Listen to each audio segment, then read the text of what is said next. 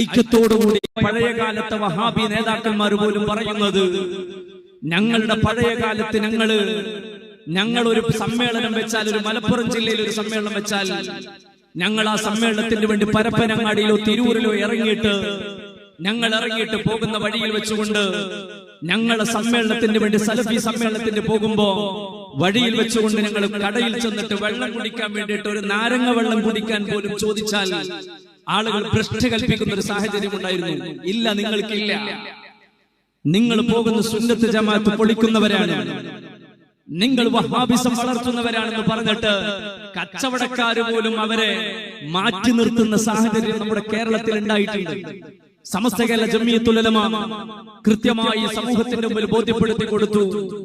അവരുണ്ടാക്കുന്ന ഭവിഷ്യത്തുകൾ, അവരൊരു മഹല്ലിൽ വന്നാൽ, ഒരു നാട്ടിലുണ്ടായാൽ, ഒരു സമൂഹത്തിന്റെ ഇടയിലുണ്ടായാൽ അവരുണ്ടാക്കുന്ന പ്രശ്നങ്ങളും പ്രതിസന്ധികളും നമ്മുടെ നാട്ടിൽ അത് വർദ്ധിച്ചു വരും.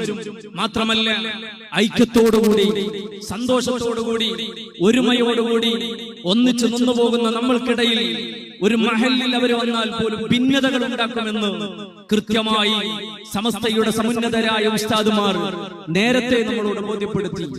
ആ ബോധ്യപ്പെടുത്തിയതിന്റെ ഫലമായിട്ട് നമുക്കറിയാം, നമ്മുടെ കേരളത്തിലെ ഓരോ മഹല്ലിൽ നിന്നും അവരെ മാറ്റി നിർത്തി സമസ്ത കേരള ജംഇയ്യത്തുൽ ഉലമ കൃത്യമായി ഓരോ സമയത്തും ഇടപെടുകയും ഓരോ സമയത്തും ഇടപെട്ടുകൊണ്ട് നമ്മുടെ സമൂഹത്തിന്റെ ദിശാബോധം ഉണ്ടാക്കി കൊടുക്കുകയും ചെയ്തു. ആര് തള്ളിയോ അവരുടെ പിന്നാലെ നമ്മൾ പോയിട്ടില്ല, തള്ളിയവരുടെ പിന്നാലെ നമ്മൾ പോയിട്ടില്ല. തള്ളിയവർ പുറത്തന്നെയാണ്. കാരണം സമസ്ത വെറുതെ അല്ല. CIC എന്ന് പറയുന്ന സംവിധാനത്തിൽ അവർ കൊണ്ടുവന്നിട്ടുള്ള അവരുടെ സിലബസിലും അവരുടെ കിതാബുകളിലും തെറ്റുണ്ട് എന്ന് സമസ്ത ഉസ്താദുമാർ പറയുന്നത് നീണ്ട 4-5 വർഷക്കാലത്തെ കൃത്യമായ പഠനങ്ങൾക്ക് ശേഷമാണ്. അതിന് പ്രത്യേക സമിതികൾ പഠനം നടത്തി. ആ കിതാബുകളിലൊക്കെ തെറ്റുണ്ട്, അത് പഠിപ്പിക്കുന്ന ഇന്ന ആളുകളാണ് അതിന്റെ രചയിതാക്കൾ എന്ന് ബോധ്യപ്പെടുത്തി. ഇത് കൃത്യമായി ലെറ്റർ മുഖേന സമസ്ത കേരള ജംഇയ്യത്തുൽ ഉലമ കൃത്യമായി ബോധ്യപ്പെടുത്തി കൊടുത്തു. വിവിധ ലെറ്ററുകൾ ആ ആളുകൾക്ക് അയച്ചു കൊടുത്തു. സമസ്തയുടെ കീഴിലാണ് സ്ഥാപനം എന്ന് പറയുമ്പോ ഇത്തരം സുന്നത്ത് ജമാഅത്തിന് പറ്റാത്ത പുസ്തകങ്ങൾ, കിതാബുകൾ അവിടെ പഠിപ്പിക്കാൻ പാടില്ല. അത്തരം ആളുകളുടെ പുസ്തകമല്ല പഠിക്കേണ്ടത്. സുന്നത്ത് ജമാഅത്തില്ലാത്ത വഹാബികളുടെ ആശയങ്ങൾ പഠിപ്പിക്കുന്ന കിതാബുകൾ മാറ്റണമെന്ന് എഴുത്തുകൾ പോയപ്പോ, ആ എഴുത്തുകള് മുന്നിലെത്തിയപ്പോ അതിലെല്ലാം ന്യായങ്ങളെ കൊണ്ട് മാത്രം തിരിച്ച് മറുപടി പറഞ്ഞപ്പോ സമസ്ത കേരള ജംഇയ്യത്തുൽ ഉലമ കേരളത്തിലെ സമുന്നതരായ എല്ലാ സംഘടനകളുടെയും, എല്ലാ ജില്ലാ കമ്മിറ്റി, നമ്മളടക്കം, ഈ വിനീതനടക്കമുള്ള ജില്ലയുടെ ഉത്തരവാദിത്തപ്പെട്ടവരെല്ലാം കോഴിക്കോടേക്ക് വിളിച്ചു ചേർത്തു. ആദ്യം അത് തള്ളുകയാണ്. എന്താണ് കാരണം തള്ളുന്നതിന്റെ പിന്നിൽ? ഇത്ര കാലം നടത്തിയ പഠനം എന്താണ് കൃത്യമായിട്ട് മുന്നിൽ വെച്ചുകൊണ്ട് അവതരിപ്പിക്കാണ്. ഇന്ന കിതാബുകളിൽ ഇന്ന തെറ്റുകളുണ്ട്, ഇന്നത് അടിസ്ഥാനത്തിൽ സമസ്ത അവർക്ക് കൊടുത്ത റിപ്പോർട്ട് ഇങ്ങനെ, മറുപടി വന്നത് ഇങ്ങനെയാണ്, അങ്ങോട്ട് കൊടുത്ത ലെറ്റർ, ഇങ്ങോട്ട് വന്ന ലെറ്റർ ന്യായമല്ല. ഓരോന്നും പറഞ്ഞപ്പോ അവിടെ ഇരുന്ന് എല്ലാവർക്കും ബോധ്യപ്പെട്ട കാര്യമാണ്. അതിനുശേഷമാണ് സമസ്ത കേരള ജംഇയ്യത്തുൽ ഉലമയുടെ ഉസ്താദുമാർ ഇത് പറ്റൂല എന്ന് പറഞ്ഞത്. ആ പറ്റൂല എന്ന് പറഞ്ഞതിന്റെ പേര് നടക്കാൻ പറ്റൂല. പിന്നെ അത് സമസ്തയുടെ തീരുമാനമാണ്. നമ്മുടെ ഉസ്താദുമാർ വെറുതെ അല്ല അതിനെ തള്ളി പറയുന്നത്. തള്ളി പറഞ്ഞതിന്റെ പിന്നാലെ നമ്മൾ പോകേണ്ടതില്ല. അതങ്ങനെ തള്ളി പറഞ്ഞു, അതിന്റെ പിന്നാലെ പോകണ്ട എന്ന് പറഞ്ഞു. അതിൽ തന്നെയാണ് SKS ഉറച്ചു നിൽക്കുന്നത്, സമസ്ത കേരള ജംഇയ്യത്തുൽ ഉലമ ഉറച്ചു നിൽക്കുന്നത്. പിന്നെ ചില ആളുകള് എല്ലാത്തിലും വിവാദങ്ങൾ ഉണ്ടാക്കാൻ വേണ്ടി ശ്രമിക്കുന്നവർ, അവർ വേണ്ട ആവശ്യമില്ലാത്ത വിധത്തിൽ അവർ ഇന്ന പാർട്ടിക്കാരനാണ്, ഇന്ന പാർട്ടിക്കെതിരാണ്. ഞാൻ പറയട്ടെ, സമസ്ത കേരള ജംഇയ്യത്തുൽ ഉലമയുടെ കീഴിൽ പ്രവർത്തിക്കുന്ന SKSF, നമ്മുടെ കാസർഗോഡ് ജില്ലാ കമ്മിറ്റി എടുത്തു നോക്കുക, 26 അംഗത്തോളം വരുന്ന നമ്മുടെ സെക്രട്ടേറിയറ്റ് അംഗങ്ങൾ, SKSFന്റെ സെക്രട്ടേറിയറ്റ് അംഗങ്ങൾ, ജില്ലാ കമ്മിറ്റിയിലെ സെക്രട്ടേറിയറ്റ് അംഗങ്ങൾ ഒരു പാർട്ടിക്കും എതിരായി പ്രവർത്തിക്കുന്നവരല്ല.